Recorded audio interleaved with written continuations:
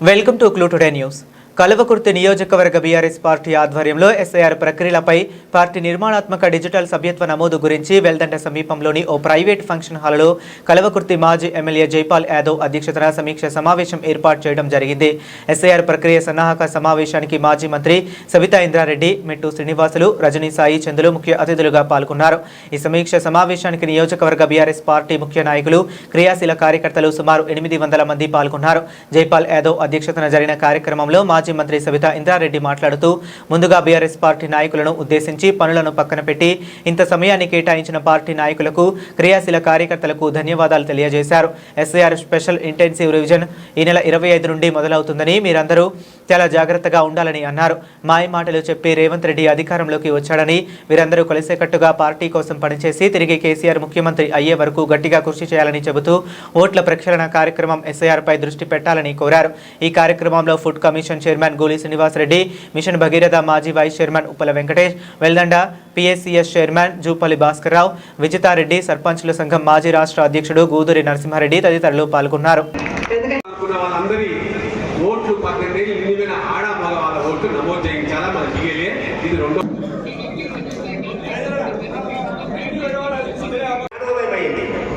జ్ఞానోదయమైంది. ఇప్పుడు 30 నెలల తర్వాత పాలమూరు ప్రజలు, పాలమూరు పేదరికం, పాలమూరు బీదరికం, పాలమూరు వలస విధానం, పాలమూరులో ఉన్నటువంటి ప్రాజెక్టులు ఈరోజు ఆయన జ్ఞానోదయమైంది. ఈరోజు మన రేవంత్ రెడ్డి గారు కొడంగల్, నారాయణపేట ప్రాంతాల్లో పర్యటిస్తున్నాడు. అక్కడి నుంచి సోమశిల ప్రాజెక్టు దగ్గరికి వచ్చి పాలమూరు రంగారెడ్డి ప్రాజెక్టుతో పాటు మహాత్మా గాంధీ ఎత్తిపోతల పథకాన్ని కూడా సమీక్ష చేస్తున్నాడు. కృష్ణానది కర్ణాటకలో ఉన్నటువంటి తంగెడ గ్రామం నుంచి శ్రీశైలం వరకు 300 కిలోమీటర్లు. ఈ 300 కిలోమీటర్లు కూడా మన పాత పాలమూరు జిల్లాలో ప్రవహిస్తుంది. కృష్ణానది జీవనది. ఈ కృష్ణానది పైన గతంలో అనేక మంది ముఖ్యమంత్రులు దీనిపైన భూమి పూజ చేసారు, ఫౌండేషన్ ప్రాజెక్టుల నిర్మాణం అయింది, పెండింగ్ ప్రాజెక్ట్స్ అయినాయి, ఆన్గోయింగ్ ప్రాజెక్ట్స్ అయినాయి, కొత్త ప్రాజెక్టులు కావాలి. అయితే దీని విషయంలో పూర్తిగా తెలంగాణ రాష్ట్రం వచ్చిన తర్వాత మన ప్రియతమ నాయకుడు కేసీఆర్ గారు ముఖ్యమంత్రి పదవి చేపట్టిన తర్వాత ఈ పాలమూరు రంగారెడ్డి ప్రాజెక్టుతో పాటు మహాత్మా గాంధీ ఎత్తిపోతల పథకంతో పాటు కృష్ణానదిపై ఉన్నటువంటి ప్రాజెక్టులతో పాటు తర్వాత గోదావరి నదిపై ఉన్నటువంటి కాళేశ్వరంతో పాటు 1,20,000 కోట్ల రూపాయలు ఖర్చు పెట్టి ఈ రోజు తెలంగాణలో కోటి రతనాల దినగా చేయడం జరిగిన విషయాన్ని ఈ సందర్భంగా తెలియజేస్తా ఉన్నారు. రేవంత్ రెడ్డి గారు ఇక్కడే ఉన్నారు కాబట్టి నేను చదివినటువంటి తీర్మానాల్లో మీరందరూ కూడా చప్పట్లు కొడితే మరి కేఎల్ఆర్ ఫంక్షన్ గ్రూప్ లేచిపోవాలి. లేవగొడతారా?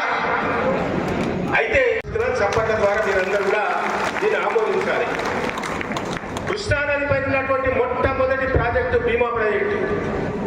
దీనికి 25 టీఎంసీల నికర జలాలు ఉన్నాయి. 2 లక్షల ఎకరాల ఆయకట్టు ఉంది. దాంట్లో భాగంగా సంగమండ ఫేజ్ 1, ఫేజ్ 2 పూర్తి స్థాయిలో నిర్మాణం కాలేదు. 2 లక్షల ఎకరాలకు సాగునీరు ఇవ్వాలి.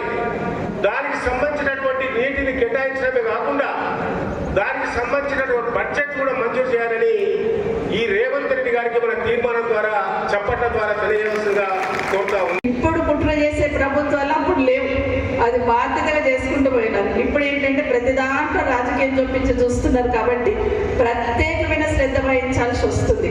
మీకు అందరు కూడా పిఎల్ఓస్ ఐడియా ఉంటారు, అంగన్వాడీ టీచర్, అట్లాగే మన విలేజ్ ఆర్గనైజర్స్ ఉంటారు కదా, డాక్టర్ గ్రూప్ వాళ్ళు ఉంటారు, ఆశా వర్కర్స్ ఉంటారు, అర్బన్ ఏరియాలో అయితే ఆర్పీలు ఉంటారు. వీళ్ళందరూ మనకు తెలిసిన వాళ్ళే పిఎల్ఓస్ ఉంటారు. మనం వాళ్ళతో క్రాస్ చెక్ చేసుకోవాల్సిన అవసరం ఉంది. 3 నెలలు ఈ కార్యక్రమం జరుగుతూ ఉంటుంది కాబట్టి మీరు ఎవరైతే ఇక్కడికి వచ్చున్నారో బూత్కి 2 చొప్పున మీ అందరి బాధ్యత ఊర్లోకి వెళ్ళిన తర్వాత మన బూత్లో ఉన్న ముఖ్యమైన వాళ్ళందరినీ పిలిచి మాట్లాడి మీటింగ్ జరిగింది, ఇట్లా చెప్పిండ్రు, ఇగో ఎస్ఆర్ చేయాలా, అట్లే డిజిటల్ మెంబర్షిప్ చేయాలని చెప్పాల్సిన బాధ్యత మీ అందరి మీద ఉంది కాబట్టి రిక్వెస్ట్ చేస్తున్నా. రెండవది ఏంటంటే డిజిటల్ మెంబర్షిప్. కేసీఆర్ గారు డిజిటల్ మెంబర్షిప్ చేయడానికి ఆమోదించడానికి కనీసం 6 గంటలు కూర్చున్నారు మాతో. డిజిటల్ మెంబర్షిప్ చేస్తే పబ్లిక్ ఇబ్బంది కావద్దు, నాకు ఇబ్బంది లేకుండా మెంబర్షిప్ జరగాలి, ఎట్లా చేస్తారని ఒక్కొక్క అడుగు మాట్లాడుతూ మాకు అందరు కూడా డిజిటల్ మెంబర్షిప్ యాక్సెప్ట్ చేశారు. చేస్తూ కూడా ఒక మాట చెప్పారు, ప్రతి నియోజకవర్గానికి మెంబర్షిప్ కంప్లీట్ అయిపోయే వరకు ఒక పర్సన్ అక్కడ ఉండాలి. టెక్నికల్గా ఏ ప్రాబ్లం వచ్చినా, లేదంటే ఇంతకుముందు వెంకటేశ్వర్ అడగారు కదా, ఇద్దరు కూడా ఇంట్రెస్ట్ లేకపోయి చేయకపోతే థర్డ్ పర్సన్ కూడా పెట్టుకోవాలంటే ఖచ్చితంగా అక్కడ అందుబాటులో ఉండాలని చెప్పిన అది కూడా ఉంటుందని మీకు అందరికీ కూడా మనవి చేసుకుంటూ, ఇక్కడ ఇంకా ప్రధానంగా ఏంటంటే మెంబర్షిప్ ఇంతకుముందు బుక్స్లో రాసేవాళ్ళం, ఎవరినంటే వాళ్ళని పంపించేవాళ్ళం. అట్లా కాకుండా ఇప్పుడు కంపల్సరీ ఫోటో తీయాలి, ఆ ఇంట్లో వెళ్ళాలి, పర్సన్ ఫోటో తీసుకోవాలి. ఆటోమేటిక్గా మీరు చేసిన ఫోటో మీరు తీసిన మెంబర్షిప్ ఆటోమేటిక్గా పార్టీ ఆఫీస్లోకి వెళ్ళిపోతుంది. ఇంతకుముందు కూడా డిజిటల్ మెంబర్షిప్ మీరు పేపర్లో చేసి ఇచ్చిన బుక్లు చేసి ఇచ్చినా కూడా మేము డిజిటల్ చేసేవాళ్ళం. పోతే అది మీకు అర్థమైంది కాదు, మేము చేసుకునే వాళ్ళం. అది ఇప్పుడు నేరుగా మీరే ఫోటో దించుతారు. మీరందరూ మనమందరం కూడా ఈ పొద్దున కొంత ఫోన్లు వాడటం బాగా అలవాటు అయిపోయింది. ఎట్లా చేయాలని డిజిటల్ ట్రాన్సాక్షన్స్ జరుగుతున్నాయి. కాబట్టి అందరికి కూడా ఈ డిజిటల్ మెంబర్షిప్ మీద ప్రత్యేకమైన దృష్టి పెట్టాలని కోరుతా ఉన్నాం. ఇక మూడవ అంశం ఏంటంటే, కేసీఆర్ గారు 2 సంవత్సరాల నుండి ప్రభుత్వం వచ్చిన తర్వాత ఏ మూలం చూసినా, ఏ గుండెని కదిలించినా ఎవరి పేరు పలుకుతున్నారు? కేసీఆర్ గారి పేరు పలుకుతున్నారు. చివరికి ముఖ్యమంత్రి గారు కూడా కేసీఆర్ ప్రస్తావన లేకుండా మాటనే మాట్లాడాడు. ఆయన జపం చేస్తే కానీ మైక్ వదిలిపెట్టాడు రేవంత్ రెడ్డి గారు, అది అందరికీ తెలుసు ఆ విషయం. అయితే ఈరోజు జైపాల్ యాదవ్ గారు చెప్తున్నారు, ఈరోజు ముఖ్యమంత్రి మన దగ్గరికి వచ్చిన్నాడు, ఇవన్నీ రివ్యూ చేస్తున్నాడు. ఊరికే వచ్చినాడా? బీఆర్ఎస్ పార్టీ డమ్కి ఇస్తే ఊరికి వచ్చిన్నాడు. బీఆర్ఎస్ పార్టీకి సంబంధించిన నాయకులు, నాయన చేస్తావా నువ్వు, లేకపోతే మేము పాదయాత్ర చేస్తాం, 90% పూర్తి చేసిన పాలమూరు రంగారెడ్డిని అట్లా గాలి వదిలేసినావు, నువ్వు పూర్తి చేస్తావా లేదా మేము పాదయాత్ర చేస్తాం అన్నప్పుడు భయపడి ఉలిక్కిపడి పరిగెత్తుకొచ్చింది ఇక్కడ రివ్యూ చేస్తానని. 2.5 సంవత్సరాల తర్వాత ఆయన జిల్లాలో ఉన్న ప్రాజెక్టులు గుర్తొచ్చినాయంటే అది బీఆర్ఎస్ పార్టీ గొప్పతనం అని కూడా మరొకసారి మనం చేస్తున్నాం.